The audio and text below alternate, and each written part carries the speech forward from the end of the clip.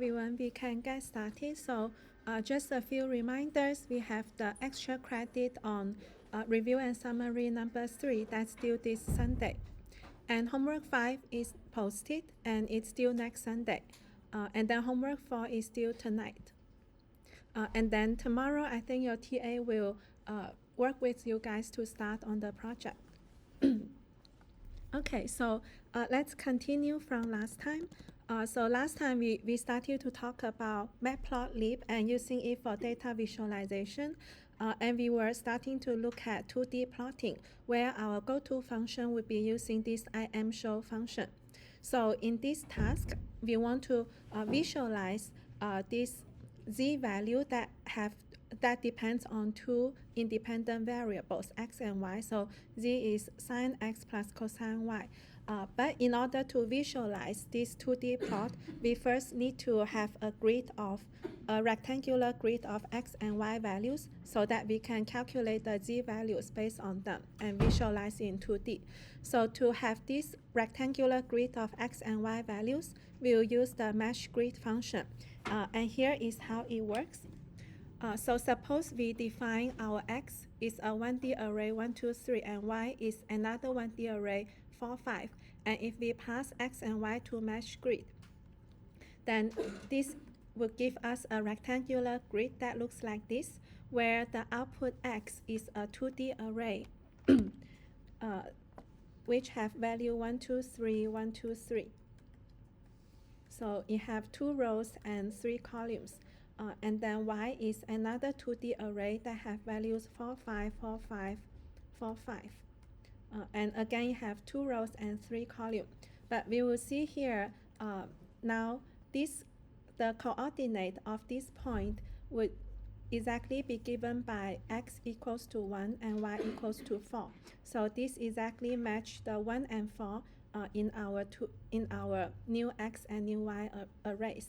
And for example, the coordinate here is given by 3 in x and 5 in y. And this again match the 2D array x and y we have here. So now we can obtain these like 2D arrays that x and y that will give us the coordinates of our rectangular grid data. So, but let's continue to make progress here. So here we want to plot sine and cosine. So we can let our 1D arrays x and y to vary from 0 to 2 pi. And for example, they can each contain 101 evenly spaced data points. So we can inspect the value here.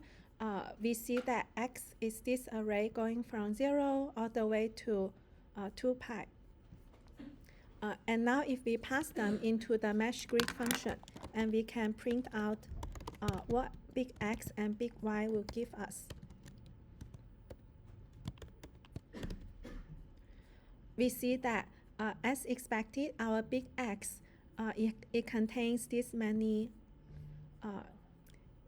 our big X now becomes a 2D array where it's varying across the rows. However, it is the same value vertically in the columns, and our y is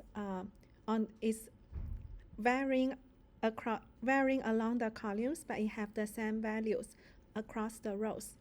So this will then give us this rectangular grid of data to work with.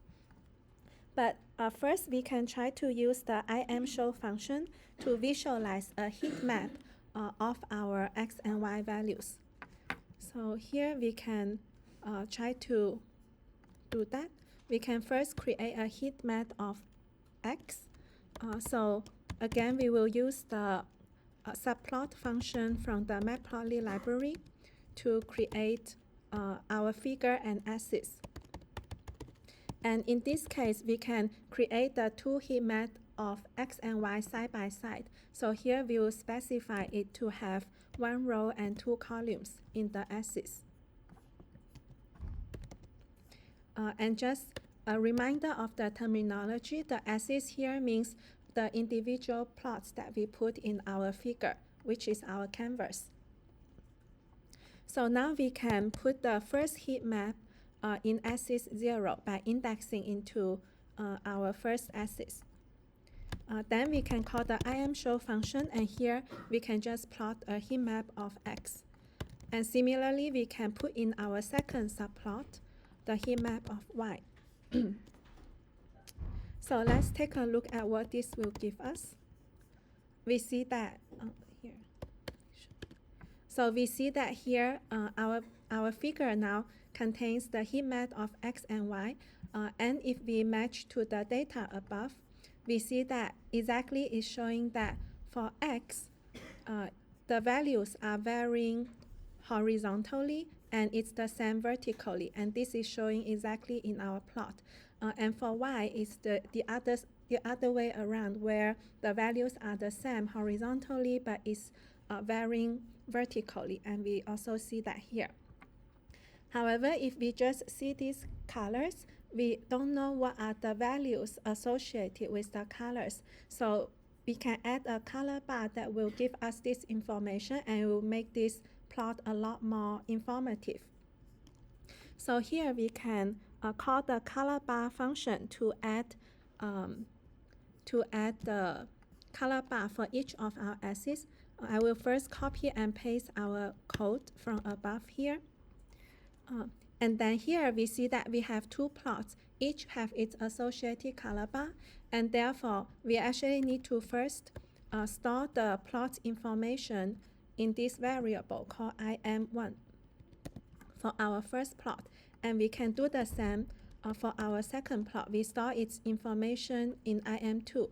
So these variables, im1 and im2, can then be passed into the color bar function.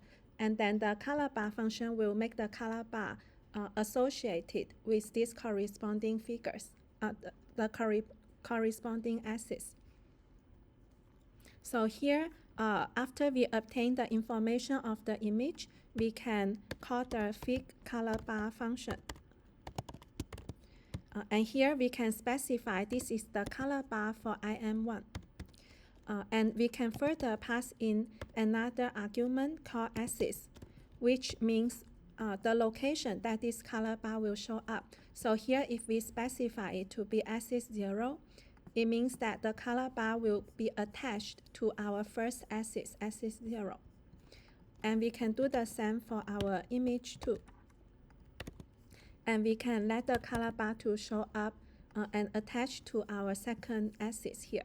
So if we run this, we see now we have the color bar information associated with our heat map. So we know like the yellow here corresponds to 2 pi, and then the dark color here corresponds to 0. But now our color bar is not showing up very nicely because we see there are a lot of like white space here. So in fact, we can add in 2 more arguments to adjust the color bar's size and also the spacing. And these are fraction and pad. But first, I will just copy and paste our code from above here.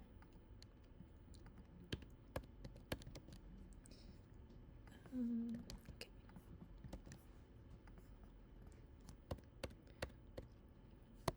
So here we can try adding in the fraction and pad argument, and we can see what it does. So here in our color bar function, we can add fraction equals to 0.046. What fraction does is that it sets the width of our color bar, and this width is relative to its associated axis. So for example, if we set fraction to be this number, it means that the color bar width will be calculated as 4.6% of the width of its associated axis, which would be our axis 0. So it will take a look at what is the width of this axis and then calculate 4.6% of that and set it as the width. And similarly, we can add a pad argument. And here, if we set it to be 0.04, it means the gap in between our image and the color bar. So this vertical white space, the width of this would be 4% of the axis width. So here we can do the same for our second axis as well.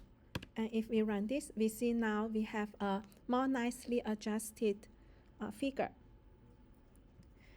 But we see there are still like some complications here. The values here, label seems to be overlapping. So there is actually a very convenient function called tight layout. If we just call that, then it will just automatically adjust these subplot parameters to provide a tight layout that minimizes this overlapping. So here we can just copy and paste the previous code. But here we can also call the tight layout function.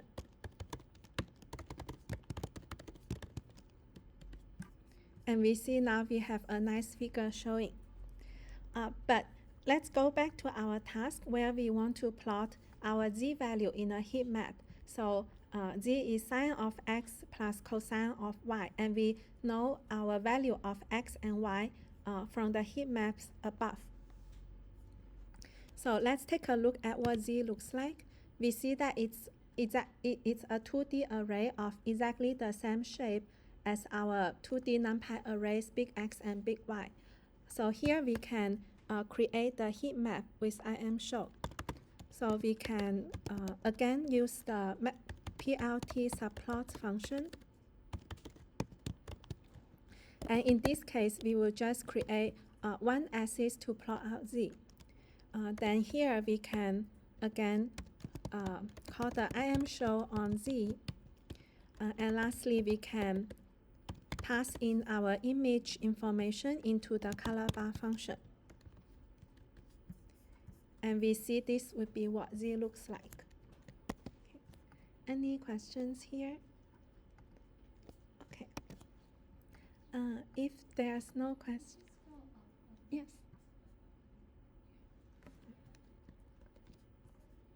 Okay. Mm. Oh, yes. So here, all these code above are the same, but if we just call this in the end, then it will just automatically adjust those figure parameters to allow this minimizing the overlapping between our different subplots in the figure. Are there other questions? Okay. Can you scroll down? Yeah, sure. The Z one. Yeah.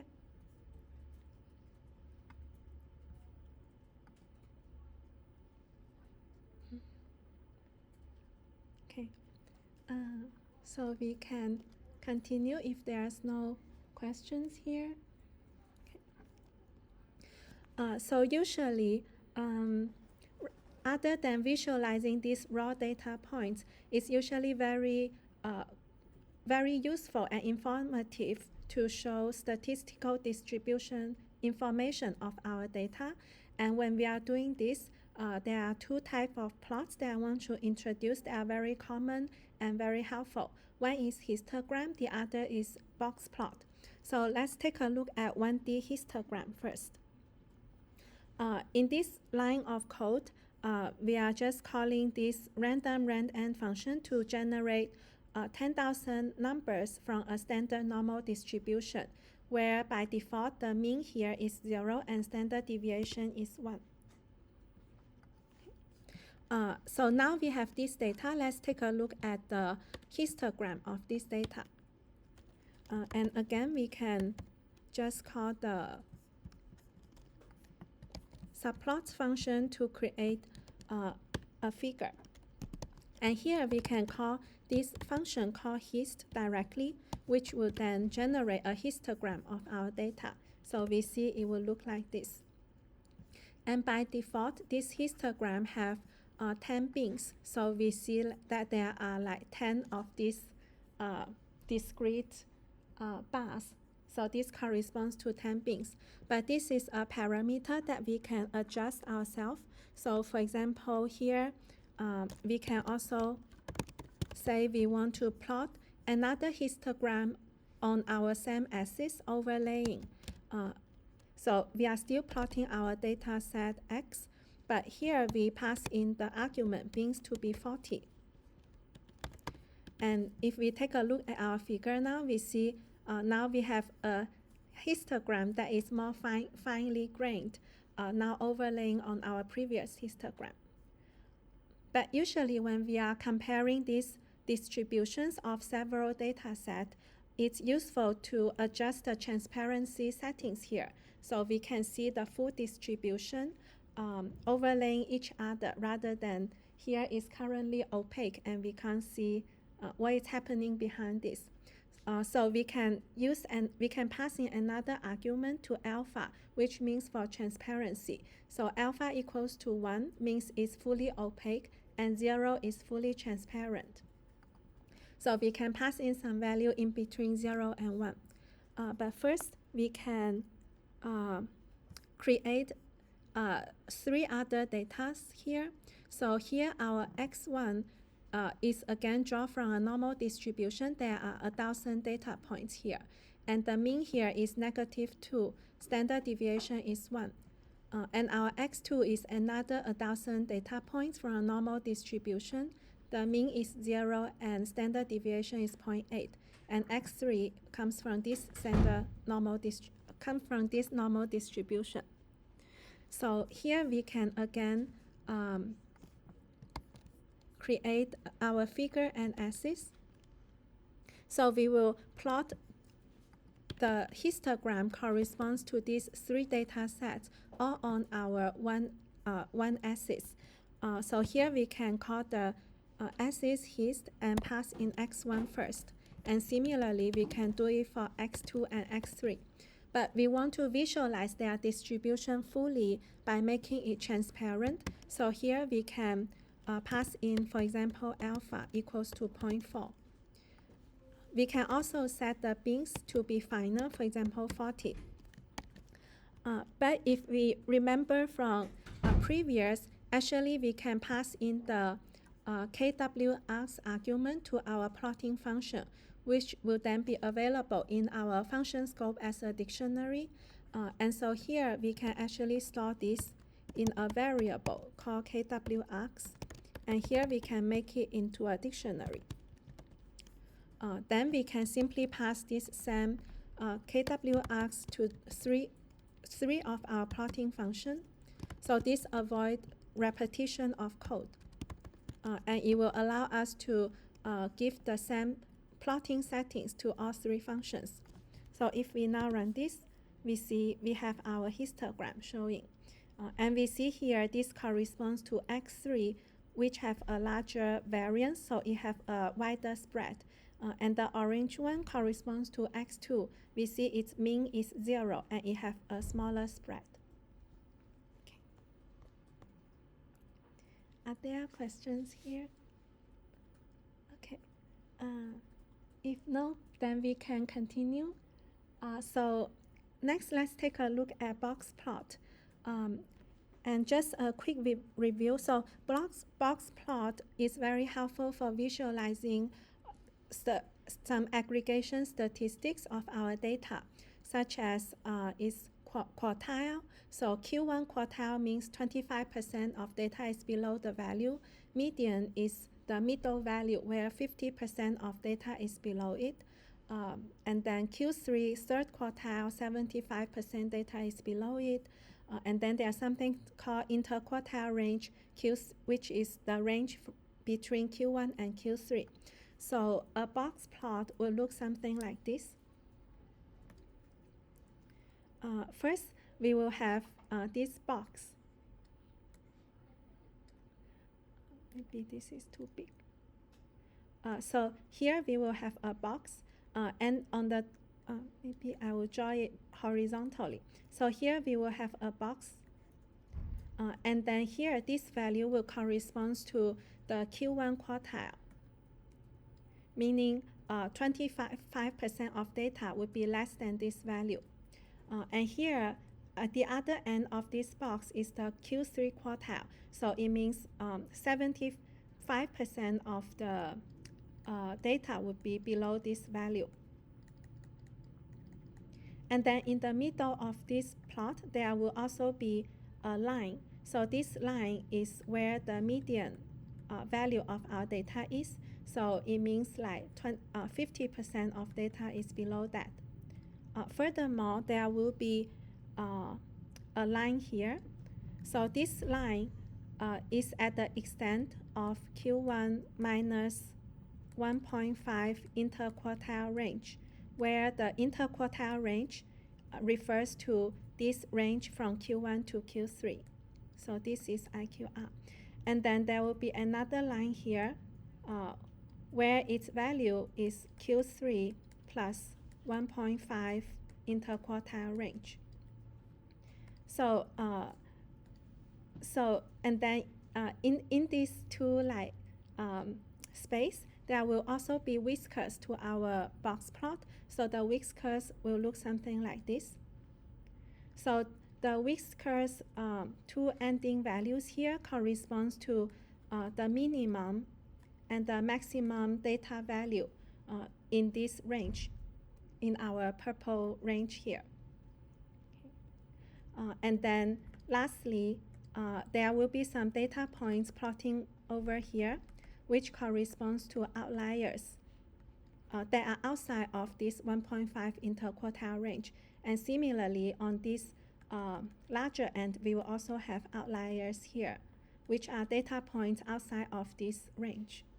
Okay. So here is just a brief review. But we can take a look at our data again. So on the top, we plot histograms of our three data drawing from the normal distribution. So here we can try to do the same but using box plot. And very conveniently, there is a box plot function that we can use directly, where we will simply pass in our data x1, x2, and x3. And so here we see our data set showing up. So we see this corresponds to x3, which have a larger mean and a wider spread. And we see have some outliers here. And this corresponds to x2, where the mean is 0 and you have a smaller spread. Yeah.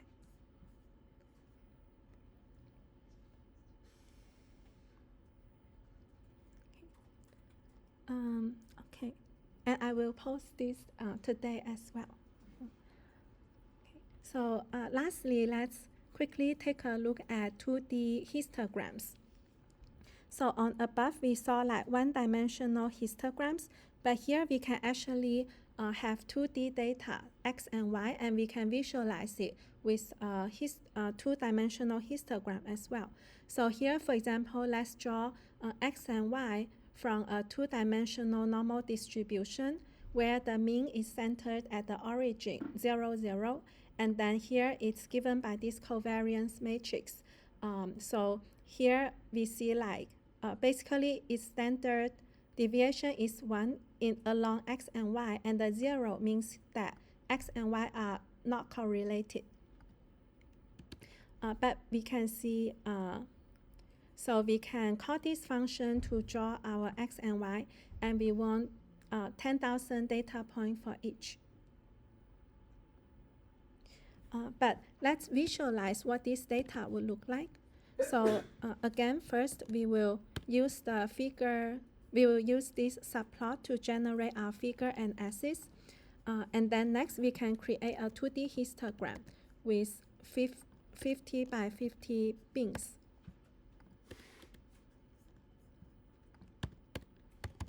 So here we can call this function called hist2d on our axis, where we will simply pass in the x and y, our 2D data. And here we can set the bins to be 50. And here we can further pass in another argument called CMap, where we can choose our own color map to use. There are actually a lot of color map to choose from, and you can choose your favorite ones. But here we can, for example, choose one called AFM Hot. Then we can add the color bar as well to show showing the counts in each bin. So first we will need to save our plot information in H. Then we can call the color bar function, and we can pass in this H index 3. And I will And so here we actually need to pass this index because this his2D plot, it will, if we store it, it actually outputs this tuple where h is like counts per being and x and y edges are the number of beings along each dimension, and actually it have the last object at index 3 is the actual image. So it's a quad mesh object, but it basically stores the image information we want. So we want to pass this to the color bar function so that it can know those image information and make the color bar according to that. And here we can also give a label to our color bar. So here we can just give it some information, counts in per being.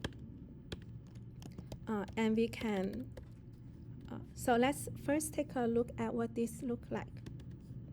So we see now we have a 2D histogram of our data, but we can further label our plot nicely so the information are clear.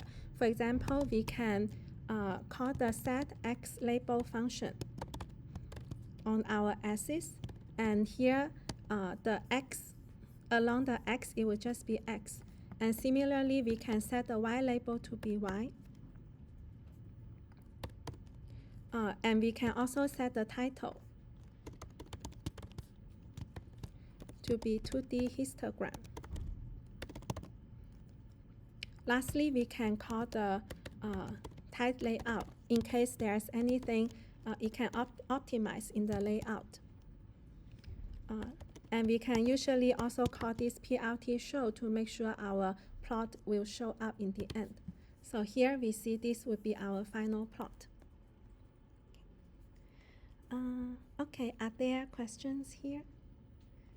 If no, then let's continue to the next topic. So on pandas. Okay. So pandas is another library that's very useful for dealing with 2D tabular data such as Excel or CSV. And this is also what you will import your project data tomorrow in your section. So there are two main data structures in pandas, and we can get used to their terminology here. So series is a name we give for describing one-dimensional data, and data frame refers to two-dimensional data in pandas. So because data frame have two dimensions, we will refer to these two dimensions as rows and columns, where each column is, because each column is just a one-dimensional data, so actually each column is a series in Panda. So as convention, we can first do import Panda as PD on the top. And then here, we will first get used to some of its basics, such as indexing and masking. Yes? Between a series and a list? Sorry? What is the difference between a series and a list? Is a series just a one-D array? So great question. So actually a list is a Python, another like Python built-in object, so it's from another class. And it's like a Python native, so it's not very optimized. But here actually a series, we will see later that we can, it's actually implemented as a NumPy ND array. And so under the hood is actually a NumPy array, so it supports vectorization operations, and so it is like very efficient in a lot of operations. So a series is a one-way array? Yes, so series, we can think of it just as a 1D NumPy array. Yeah. It doesn't have to be with many dimensions, not just one dimension. Yes. Okay. It's a one-way array of many dimensions. Yes. Yeah, so it's just 1D array. Yeah, thank you. Sorry. Are there other questions here? Okay. Then if no, we can first take a look at a fabricated data frame. So here, we are just fabricating our 2D data frame, and we see it looks like this. First, it have this this RID 0, RID 1 that we give as names to our rows, and these are, we will call them as row labels. So row labels refers to these ID 0 and so on. And correspondingly, we have these columns, and we can call this as column labels. So col 0, col 1, and so on. Okay. And also we see this is 2D, so this is a data frame in pandas. So here we can, for example, print out the type of our data frame. So indeed we see it tells us it's a data frame object. It's from this data frame class. Next, we can take a look at a few attributes that data frames have. So first, if we look at its shape, we see it's 6 by 4. And if we remind ourselves what our data frame looks like, we see have 6 rows and 4 columns. And then here, if we call index, then this will give us this row index. So we can call them row index or row labels. I prefer to call them row labels. It's a better, more clear name. And if we access the columns attribute, then it gives us the column labels. So here we see it gives us these names. And lastly, if we check the type of df.values, we see that it actually tells us that this is a NumPy ND array. So basically, each column here is a series, is 1D, and actually each of them is a NumPy array. Okay. But let's continue, and we can take a look at indexing. But here we can also take a look at the data types. So we can first print out the attribute df.values. So in this case, we see if we print this out, it just gives us all the values without the row and column labels. And next, here if we print out df.data types, we see it tells us what is the data type for each column. So we see here in the first column, it's just all these integers. So in fact, it's represented with int64 NumPy array. And then column 1, we see, and also here we see there are floating point, and these are float. And here we have integer. But in the second column, we actually have strings. So usually strings are just represented with this more general type called object. So here, if we have strings in the column, then usually they are just represented with object data type, which is a more general data type. Okay. So we will continue to work with this data frame from above, and we'll look at a few ways to index into our data frame. So again, because they are basically like NumPy arrays, so many things are common with NumPy array with the indexing. But first, let's take a look at this using ilog, positional indexing. But we can understand this as integer location, which basically allow us to index into our data frame using integer indexes, like how we index a 2D NumPy array. So for example, here, if we call df ilog and we just pass in this column, then we know this will give us everything. So if we run this, we see we get the original data frame back. But now if we want to index from the first row to back to the second row in reverse order, where we don't want to include the second row, then here it's exactly like in NumPy indexing. We will just pass in 4, 2, and then -1. So 4 is our starting row index, 2 is the destination, so it will go up to but not including this second row. And then here is in reverse order, where we are decrementing 1 each time. So if we run this, we see we get exactly these 2 rows back. So next, we can also take a look at getting a slice, so from first to fourth row and second to third column. So here, it's still exactly the same as NumPy indexing. We'll just type 1 to 5 in the first dimension and then 2 column 4 in the second dimension. So here it will allow us to get those corresponding columns. And here we add 1 because again this indexing is not inclusive at the second endpoint.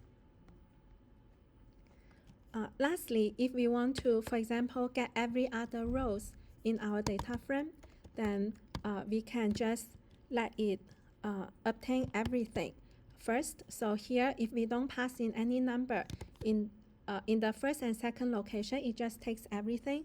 But in the skipping here, we can let it skip the skipping interval to be 2 each time. Then this will give us every other rows. But if we further want the first and second column, then we can just pass in those index in the second dimension.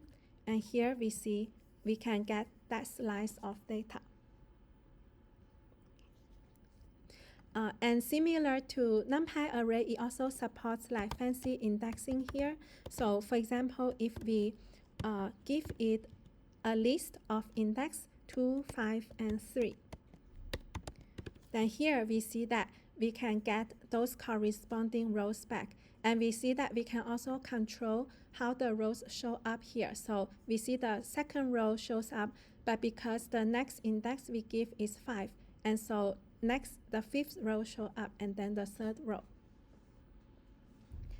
We can also further get, for example, just the last, just column 3 from our data.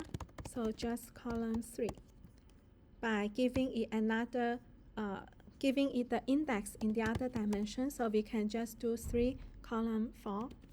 Then this will give us this column from our previous fancy indexed data.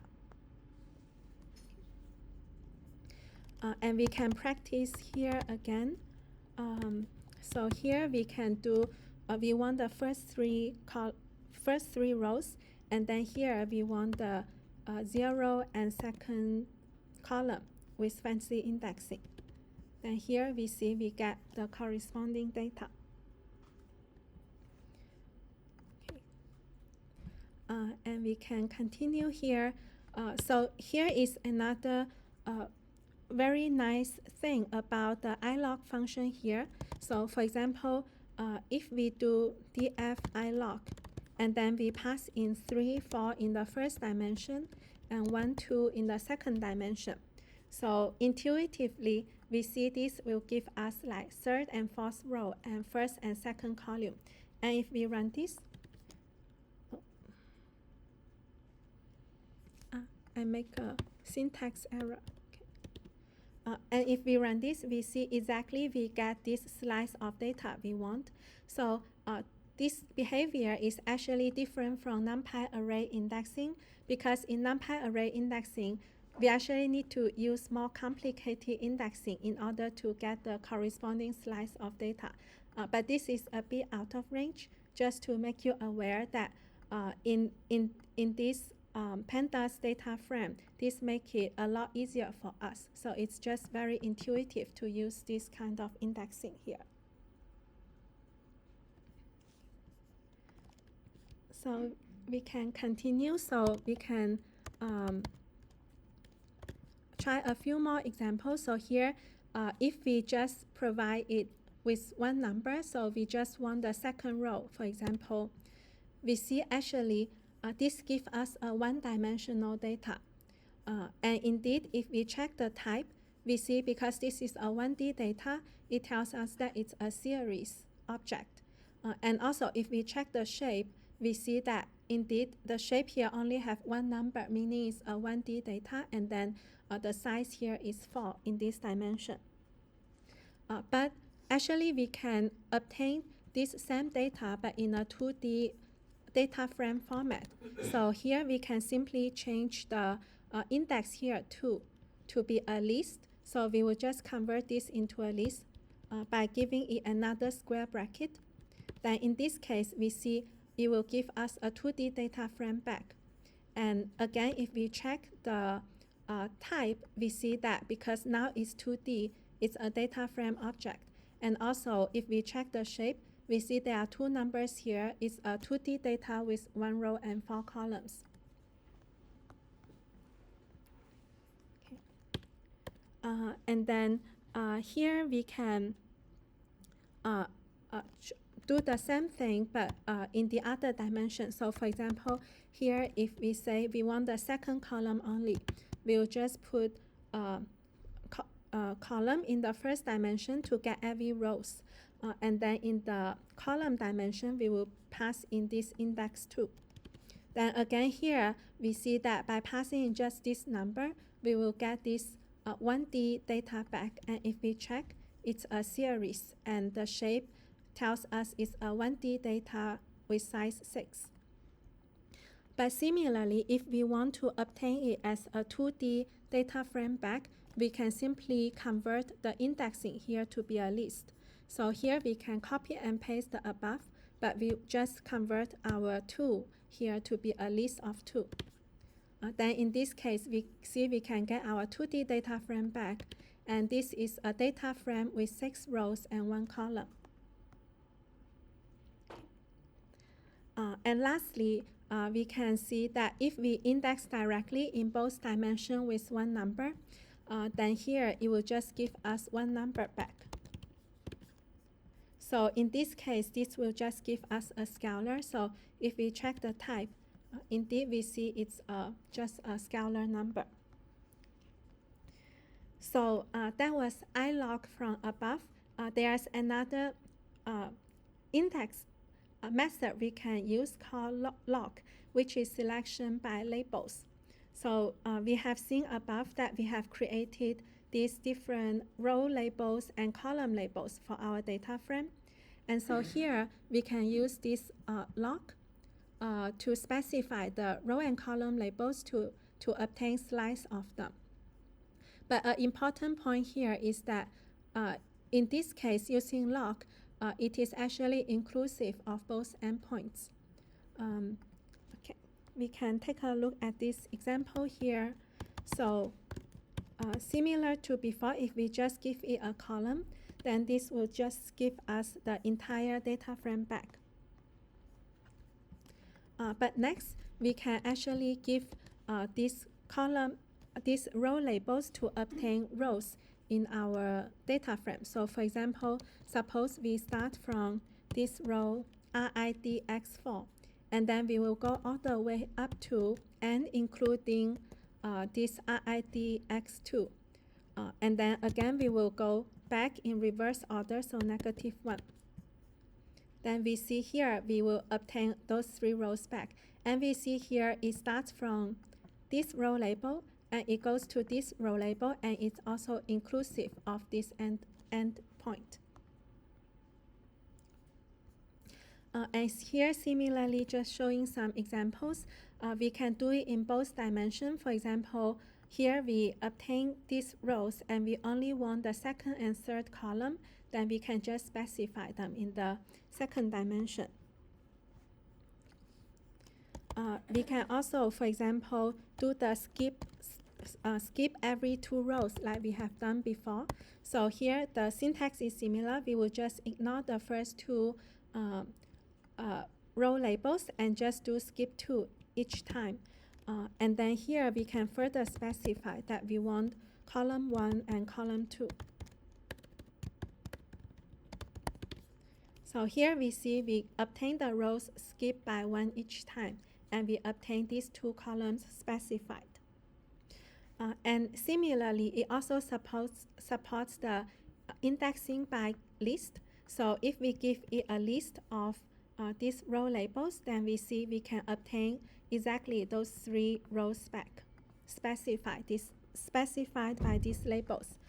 And similarly, we can add another dimension. So suppose from this data frame, we only want the second and third column. Then we can add those in this second dimension. So we can say column 2 to column 3. Then we see we further obtain a sub-slice from the previous data frame. Okay, and here just showing a bit more. So here we see we can go to all the way to RIDX3 and getting use the fancy indexing to so by passing in a list of the column labels and get the zeros and second column. And here are just a few more like similar examples. So we can directly pass in list of the row labels and column labels and get those slices to our data frame. And here lastly is again very similar to ilog. So here if we just give it one row label, then we see this will give us a 1D object, which is a series. So we check here, it's indeed 1D and it's a series object. But we can make it as a 2D data frame by making this row label as a list. Then in this case, we see we can get a data frame that is 2D with 1 row and 4 columns. And so next we can also try the columns as well. So here we can do we can get everything in the first dimension, so get all the rows, but we can specify the column 2. Then in this case, we see we will get a 1D series back. But if we make this second column index as a list, then we see we will get a 2-dimensional data frame with 6 rows and 1 column back.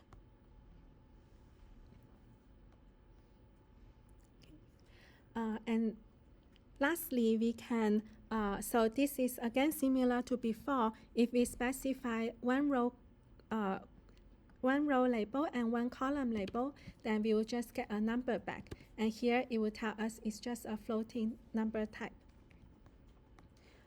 And then lastly here, we can quickly take a look at this usual indexing with the data frame. So usual indexing meaning that we don't call the log or ilog method. Instead, we just use this square bracket where we put in some indexing stuff inside. And actually this syntax, by using just a square bracket, it allows us to access most common functionalities of log and ilog.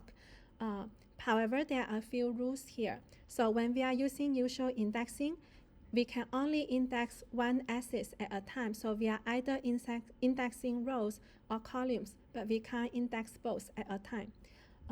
And if we are using these slicings, so if we are obtaining slice with this column, like I1 column I2, then we will definitely be talking about getting rows with this index. So in this case, both integer indexing and label indexings are allowed, and they will correspond to calling the ilog and log function with those integer and label indexing. But if we are not slicing, so then we will definitely be talking about columns. And in that case, only label indexing is allowed, meaning that we will pass in some column labels, and then that will correspond to using the log function and getting that corresponding column. We can also pass in this list of columns to get those corresponding columns. And in this case, if we are talking about columns and we are not slicing, then integer indexing is not allowed. So it's only label indexing. And we can quickly take a look at one brief example here. So here we again fabricate our data frame that look like this. So here, suppose we use this regular indexing where we pass in a slice 1 to 4. Then in this case, we are talking about rows. And here we are using integer indexing. So here we are just taking the index 1, 2, and 3 rows from our data frame. So in this case, because it's basically integer indexing with the ilog, therefore it's not inclusive of this second number. So it only goes up to 3. That's all for today. Thank you. Is